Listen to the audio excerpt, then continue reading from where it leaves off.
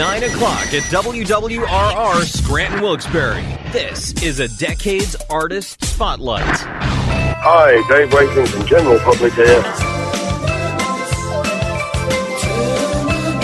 Hey, this is Jack Ross from Great White. Hi, this is Jack Hughes from Wayne Trump. Dance all day long.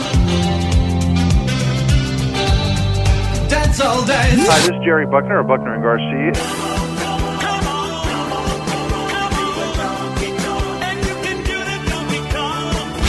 And you're listening to Decades. Decades With my pal Joey Kramer. This is the Decades Artist Spotlight. Now, here's Joe E. Kramer with this week's artist. How about it? Tonight we have Tim Ripper Owens with us. He took over the helm for Rob Halford in the late 90s and into the early 2000s for Judas Priest. And it was a truly rock star story. He was in a cover band. He got chosen. He was flown there. He performed. And he had a bunch of really good years. Now, the movie Rockstar with Mark Wahlberg and Jennifer Aniston was somewhat about that whole experience, but made very Hollywood. So we'll talk about that, about Bar Rescue, about what he's doing now, about his time in Judas Priest. So don't go anywhere. It's going to be cool. Now, this is live in London in 2003 with The Ripper on lead vocals. And we'll talk to Tim Ripper Owens coming up next. Living After Midnight, the Decades Artist Spotlight.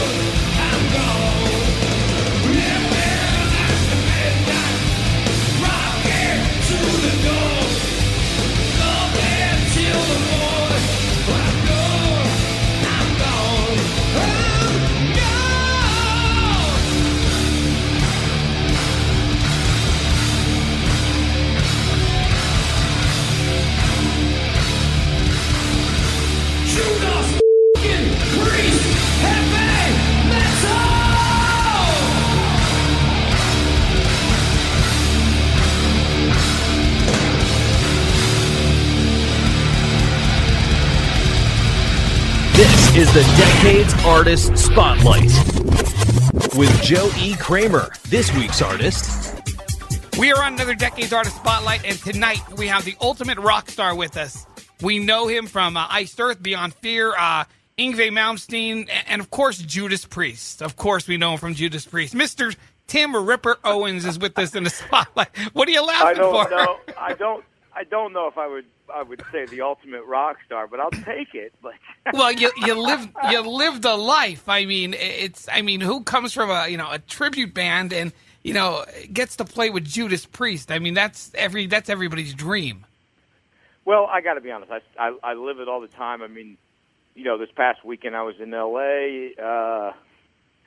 Doing the Bull for Ronnie event, and hanging out with all the people. It's a great thing. I'm lucky. I got to, and the irony is, it was a small period that I was in a Judas Priest tribute band, right, just to promote my Winter's Bane band. That was the only reason why we did it, so we could get gigs. And who would, people still actually think that's actually how I made my living. And that little half a year that I was in this Judas Priest tribute band launched it, so it's pretty crazy. And you had Winter's Vein opening up for your Judas Priest tribute band. We did, we were signed to Massacre record label out of Germany. This was, mid 90s, and heavy metal was really bad. It wasn't good. We all know right, that was the downtime. And when we made this great record, we came back and there was nothing to do. I mean, there was nowhere to play, and this one long-distance entertainment, Greg St. Charles out of Cincinnati, booked tribute acts. But we tried to get him to book us, and he said, listen, I can't do anything. He said, Judas Priest isn't around, and your singer kind of has that same style. Why don't you do it? So, that's what made us do it. It probably was the downfall of Winter's Bane in a way, but we did it. We got up, opened up as Winter's Bane, went back. I changed my clothes. I came back out. We did a set of Judas Priest, and the difference was we went from making $50 a show to making $2,000 a right, show, or maybe not making anything. So it got us to do it, and that 6 months or whatever I did the British Steel Band for a small portion of my life changed my life. So it was pretty cool. I want to get back to that, of course, what you're doing now, but I mean, you have a story. I mean, you growing up, I mean, I heard that you were a good athlete, but I also hear you were a half decent golfer later. Well, listen, I talk about this all the time. It was a different era than it is now. Right. When I was a kid, you played sports, and that was a lot of kids. That was the activity, baseball, basketball, whatever it was. Everybody was in Little League, and you kind of did that. And I was big into sports. My dad was the Little League president of the Kimberly Little League, and I was always playing sports. And I was always a singer, though. I always sang in choirs and all that. But I broke my arm really bad in high school, and I had some pins put in and had these operations. So it was, I think, 9th or 10th grade, and I couldn't do anything. So I happened to swing a golf club in gym. And the guy said, hey, he was a coach. He said, your swing's pretty good. You should do it. Now, the end of the story is it wasn't a great idea because I'm not very good. But I do like to do it. I golf in several charity events, raise money. I do a lot of stuff with Nico McBrain, and I do a lot of stuff around here with the sports teams and the celebrity things. And it's fun to do, but I'm a sports nut. I love sports. I'm a homer. I'm a Ohio and Cleveland teams and Akron teams. I'm a big homer, and I love sports. Your story is just incredible, getting into that. And I know the whole, I'm sure you wanted abs like Mark Wahlberg. I'm sure you could have dreamed of that. Well, I got abs like Mark Wahlberg, but unfortunately they're not on top. They're underneath somewhere, and I'm not sure where they're at, but I do have them in there somewhere. But, I mean, it was a great story, that you had. You were playing in this cover band. Ironically, you were actually not even doing – when you got picked for Judas Priest, you were in a band called Seattle at that point, right? Yeah. For over a year. I was in a band called Seattle. I quit the Judas Priest tribute band on stage one night in North Carolina because the band didn't sound very good. I sounded even worse. There were 6 people in a venue that held 1,000, and I was like in the third song we were doing Riding on the Wind, I quit the band and I said, this is, you know what? And really because of me, I'm like, I don't have it anymore. I don't sound good. And I gave them 2 weeks notice and I tried out for some friends of mine, got together with them and they already had a band called Seattle. And I love Chris Cornell, one of my influences as well. And, you know, I went and did it. So I was doing that for a year. That's what the funny thing is, that part's always missed. They act like this Rob Halford clone who lived and breathed Rob Halford came dressed like Rob to an audition and sang, you know, I mean, that's all these stories. And it's like, no, I was actually not even doing that. I didn't sing a Judas Priest song for over a year when I went to England and they had me sing a song. I didn't have time to rehearse or even sing one, so it was pretty amazing. They wanted you to, like, you know, take a little bit of time, come back the next day and audition, and you just auditioned right there for that gig. Well, yeah, because you know what it was. Is they didn't. I was told I wasn't auditioning. I was told I was flying out there for them to meet me and make sure I wasn't some kind of L.A. rock star acting guy, and they just wanted to hang out with me and see what it was like.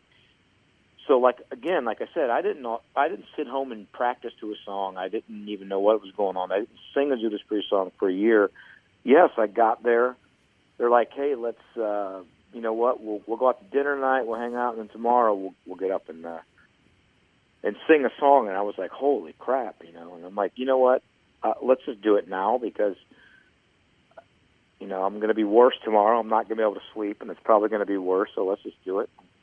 That's what happened, you know. And really, the best thing for me was they put an old version of Victim of Changes, a live version of Victim of Changes, which when they said that, they probably said that and picked that song to stump me, to be like, he'll never know that. This one. Right. But the best part was, of all the Judas Priest songs, that was the one I knew the best.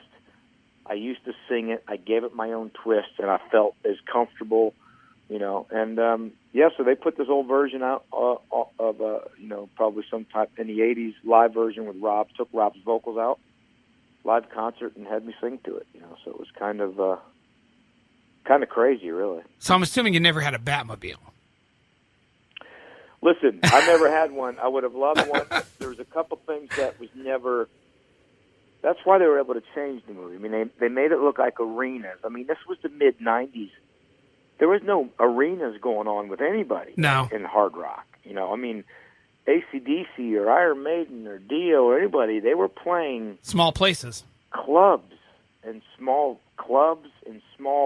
theaters.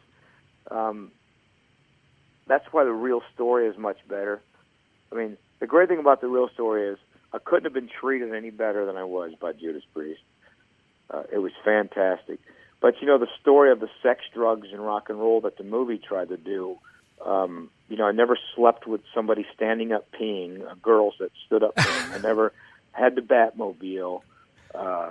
You know, there wasn't sex parties and this, that, and the other. They just they mixed it with a Spinal Tap-ish kind of movie, you know. I mean, it was a great thing. It was like we were a family. I was treated fantastic, and but it was small. It was small shows. I mean, it was that was the part of metal at that time. And you know, you did. I mean, and you were in Judas Priest for quite some time. In the movie, it makes it seem like it was a quick 2-3 year thing. But you were in Judas Priest for what, I think 7 years, 96 to 2003. You made Jugulator came out was like 97, and then Demolition came out. And I mean, you were already doing that kind of, so you fit in perfectly. I mean, at least I remember. I mean, you fit perfectly the sound of that band. Yeah, I think it was a great fit. I mean, I know a lot of fans didn't like it. I mean, you know, I said it the other day in an interview that, you know, the great reviews I got from the Jugulator record were from my family and friends, and that's about it. But well, it's got to be hard. It wasn't. You know why? Because we loved it. We loved what we did. The vocals were great stuff. I think it was a progression of what Judas Priest would have done, you know.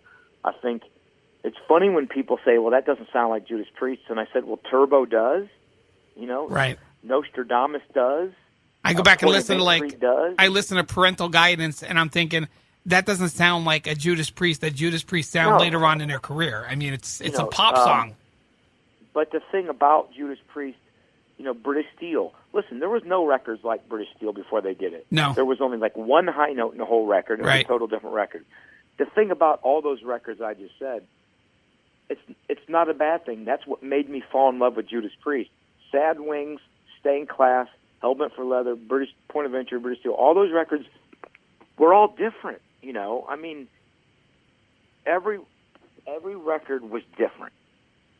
Almost all of them. And that's what made Judas Priest great. And that's why it's funny when someone says, well, they didn't sound like Judas Priest to me. Well, you're just saying that because it wasn't Rob Halford singing it, and I understand that. I get that. I get your point. But every record was different, I mean, that's what and listen, I loved it. I thought I fit in.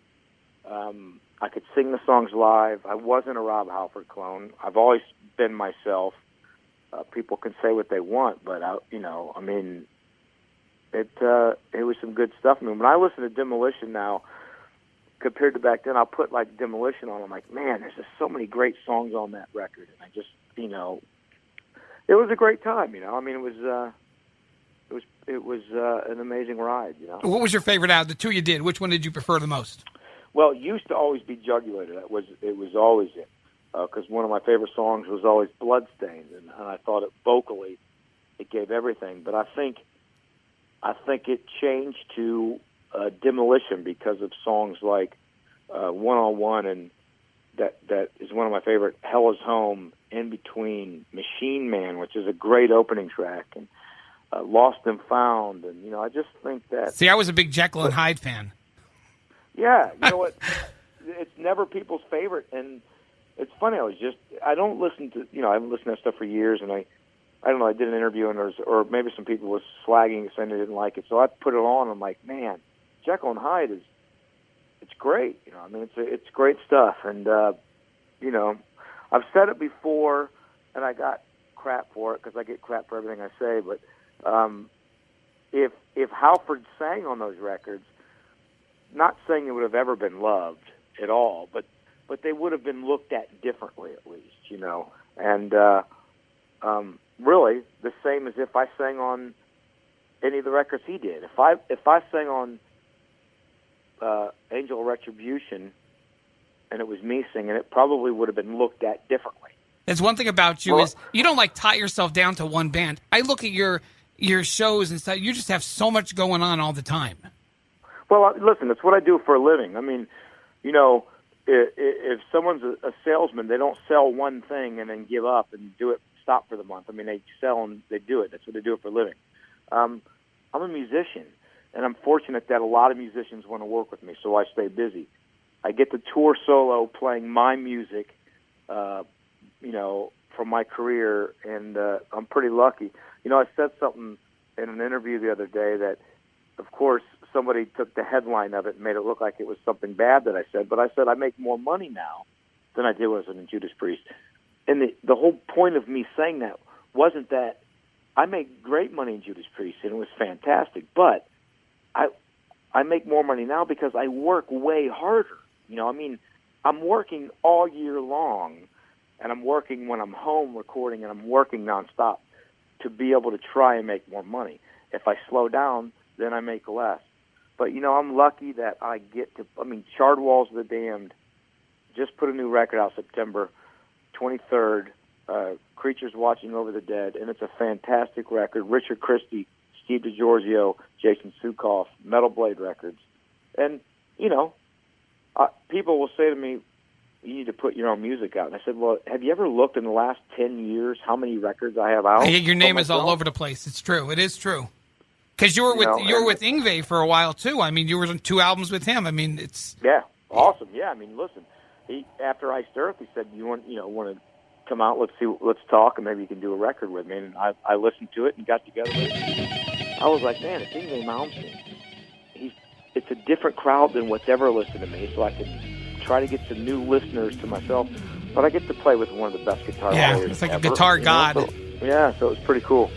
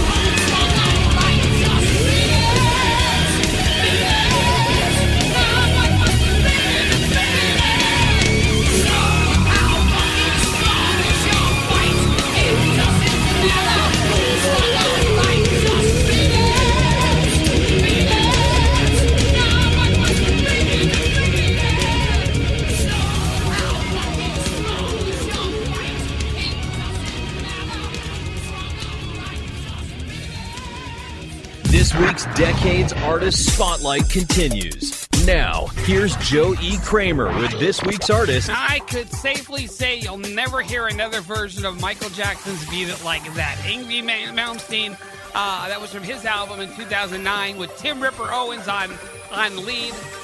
He's got a range in his voice, there's no doubt about it, and he's always working. He's got a project called Project Rock, which he's going to talk about. We're going to talk about Bar Rescue and more coming up. We're going to play another song from Judas Priest featuring Tim Ripper Owens, and also a song from a band called Iced Earth, which I really like, and I'm going to get that one on too.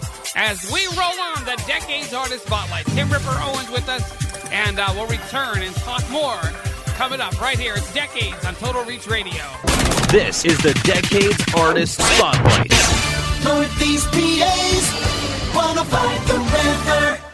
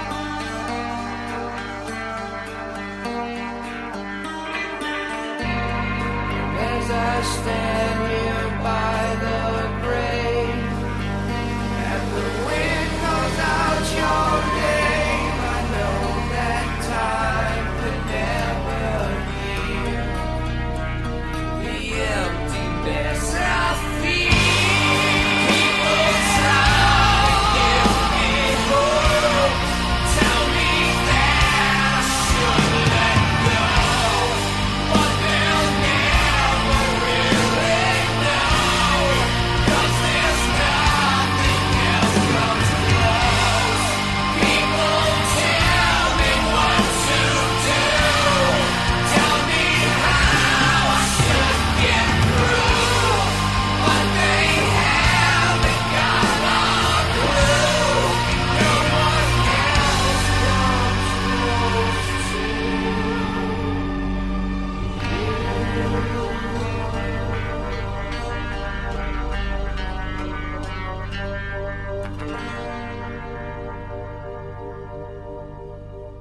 This week's Decades Artist Spotlight continues. Now, here's Joe E. Kramer with this week's artist. We are on a Decades Artist Spotlight. Tim Ripper Owens is with us. We all got our first taste of him when he took over for Rob Halford of Judas Priest. So let's get back to it. Tim Ripper Owens in the Decades Artist Spotlight. Now, you're doing a lot of stuff now. I mean, I know I've heard about, Dio's Disciples obviously going on. There was one project, though, Project Rock, which I've heard you say it's done. And Rudy Sarzo is in that with you, correct?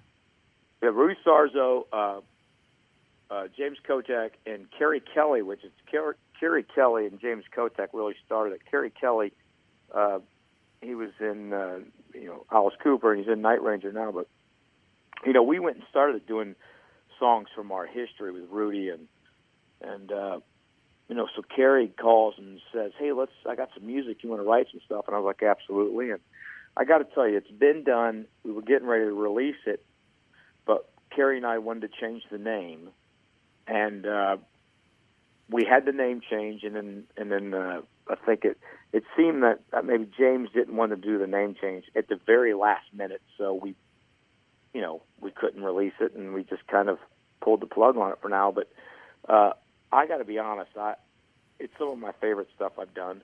It's a little more straightforward, a little more commercial, kind of hard rock.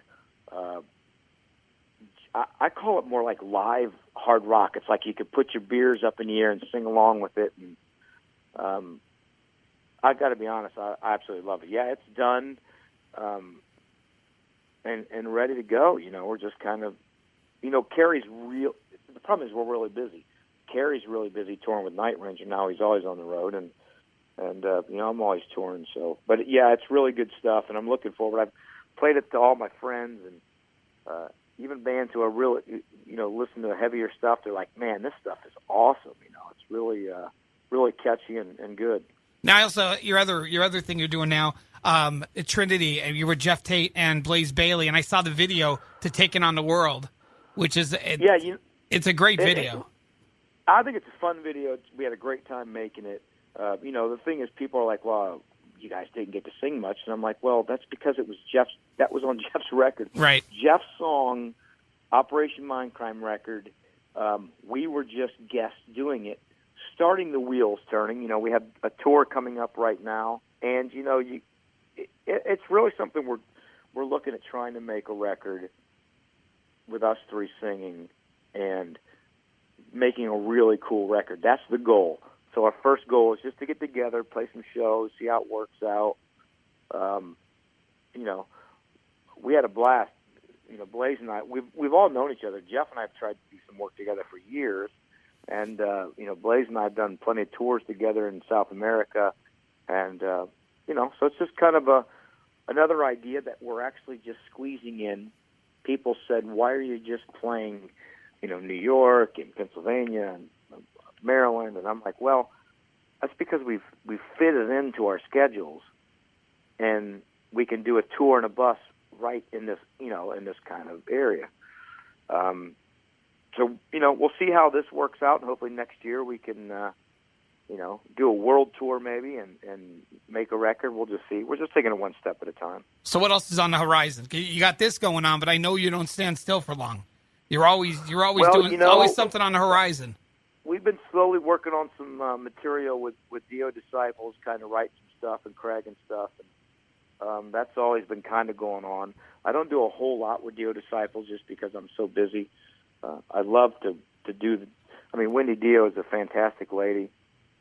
She does everything, raises money for cancer research, and she's everything she does with the hologram and everything is basically just to try and make the fans happy. She spends a lot of money to try to make the fans happy. It's funny because the world thinks Wendy's making a lot of money trying to make the fans happy. Wendy's actually spending a lot of money to try to make the fans happy. If she wanted to make money, she would sit home and do nothing, because then she would make money. But, we want to try to write some music, and Craig's written some songs, and I'm also writing music right now with Chris Caffrey and Steve DiGiorgio and Roy Z. Try to get a record out. Listen, it's nonstop for me, and people can always find that on all my social media pages, from Facebook to Twitter to Instagram. If you go on to Google, I don't even know what the names of the pages are. Everybody says, "What are they?" I'm like, I don't know. You just type it when you go to your you go to your Facebook page. I mean, I was amazed of how much stuff you're on the road continuously.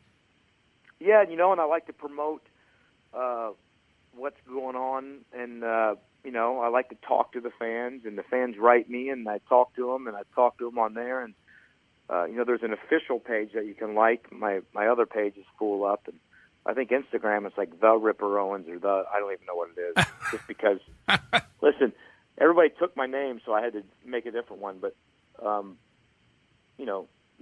I try to Twitter, Tim Ripper Owens Twitter page. I always talk to the people. I get myself in trouble all the time saying something, and you can't say something on social media, because if you say the snow's white, then somebody's mad because they think it's cold. And you said it's white, and it's not right that it's white, not cold. You have to watch everything you say. Now, everything you say nowadays gets twisted around, especially if you're in the spotlight. If you say you don't like Hillary Clinton, then that means you have to like Trump, and you're a racist. And it's always like, man, can anybody just chill out and, the grass is green. No, my grass is brown. You're wrong. It's not green. And I'm always like, man, you can't say anything on social media without making somebody mad. At least I can't. And one last question before I let you go here. Did you give up your restaurant? I saw that it closed. I did. What happened was my partner and I, Micah has a landscaping business company. He has forever, and he has over 100 employees. And we just got too busy. I had to start hitting the road again, and we just looked at each other and like, man, if we're not there, if we're not at the restaurant, it's just not going to work. Right. It just doesn't work. And I miss it. But I have two kids that tonight, I drive my daughter to dance every night when I'm home, 30 minutes away every night, and it takes up 2-3 hours. I take them to school in the morning. I record during the day. I do my music business in the day. So really, just like Micah with his landscaping business, I miss seeing my employees. I have great employees. I miss the people. I miss the wings. I miss hanging there. But it was hard to fit all that stuff into the time that I actually had. So we just decided if we don't have time to put into it, we just can't do it. And did you enjoy the whole bar rescue thing? I gotta mention it because you were on TV with it. Well, I did, but I enjoyed it. It was fun. I think the big thing about the bar rescue thing is how it makes you look. It's not real. It's reality. Oh yeah, TV, absolutely. So it's not real. I mean, they made the kitchen look dirty, which our kitchen never failed a health inspection ever. Right. All you got to do is go online and look at it, but they did things to make it look bad. Bar Rescue called us to do the show. We didn't call them. They called one day and said, hey, we're in your area. Are you interested? And we're like, oh, why not? The great thing about us was our menu basically stayed the same. They took a few items off that didn't sell as much. The wings stayed the same. The thing stayed the same. It was a rock and roll food restaurant. So it still stayed the same. But it was good. We had fun with them. They were all great people. John Taffer was great to us. We had a good time off the camera. We laughed, and he's a big music fan. And it definitely helped when it came in. Our business was better, and but it was reality TV, and when we walk in and out of a door 3, 4, 5 times to make sure it's the right shot. Yeah, so it's not like that's why I can't believe when I watch the show on TV, like how crazy some people are. I'm like, the cameras are there. They're not hidden. They try to make you do stuff, and people actually do it, It's kind of crazy. I should have went in naked one night or something, but I didn't. I should have went in dressed in like a chicken wing suit. Well, everybody knows it's TV, and they try to make you out to like you're a moron with these bars, but a lot of it is. Listen, you got to get ratings. Everybody doesn't know it's TV. We're talking about the same people that are mad that you need to show you need ID. I get it. in. I understand. I get it. You know what I mean? I used an example today that, well, I have to, how do you fly if you don't have an ID? You're like, oh, well, you're Mr. Big Guy. You fly all over the world. I'm like, what's that got to you need? I mean, so those same people look at this show and go, that's exactly true. That is exactly what everything's like. And it's like, same people believe everything on the internet. It is. I believe everything on the internet. I know, so do I. I'm sure you find some great things about yourself. I believe that I suck. I believe that I'm trying to be Fred Durst because I wear a baseball hat since I was 5. But still, I believe that I saw Santa Claus out of a window. Some guy had a video of it. I believe that, I don't know. It's just... it's ridiculous. You watch this stuff and you go, oh, my goodness. It is. We are on a Decades Artist Spotlight. Tim Ripper Owens, as I called him, the ultimate rock star, is with us on the Spotlight tonight. It's been great, Tim. I thank you so much for joining us. The good thing about this interview is one line that I said will be picked out and make the headline on Blabbermouth and make me look like an ass. So this is what's really good. So one line. I appreciate you taking some time, and I know it was a trip trying to get you here. We were going back and forth, but I'm so glad we got to talk. Well, you just got me in a lazier stage. I didn't want to do anything, so I was too busy raking in the money from Bar Rescue and stealing people's identities. Hey, this is Tim Ripper Owens. You are listening to Decades with Joey Kramer. Nothing gets better than this.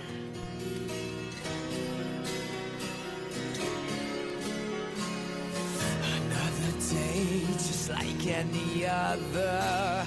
Out of the blue, it turned to horror. How could they? Why would they? The innocent suffered hell's inferno. A senseless act that goes unforgotten. How could they? They will pay when the ego cries.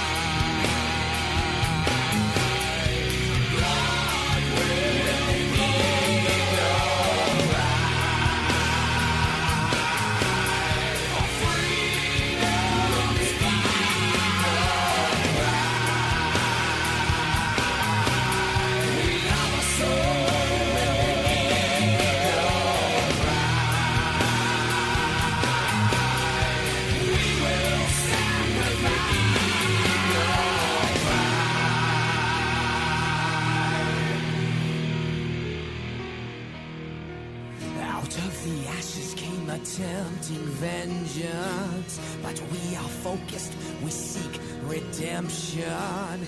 We are free, we'll stay free. All they've done is make us stronger. The sleeping giant is asleep no longer. If need be, we'll die free. When the ego cries.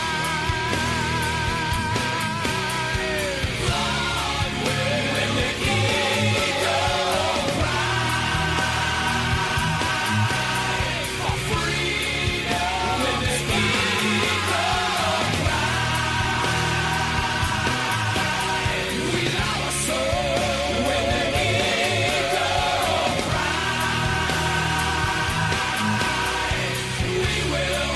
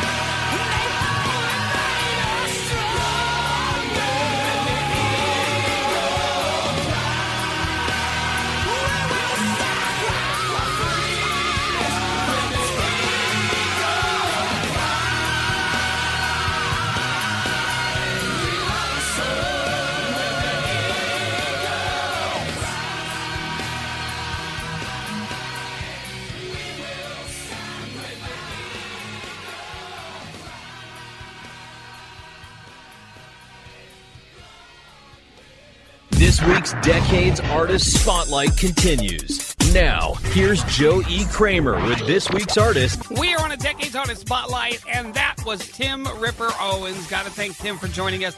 He was harder than a president to get in touch with. We had to go back and forth, but we finally hooked up, and so glad we got to talk.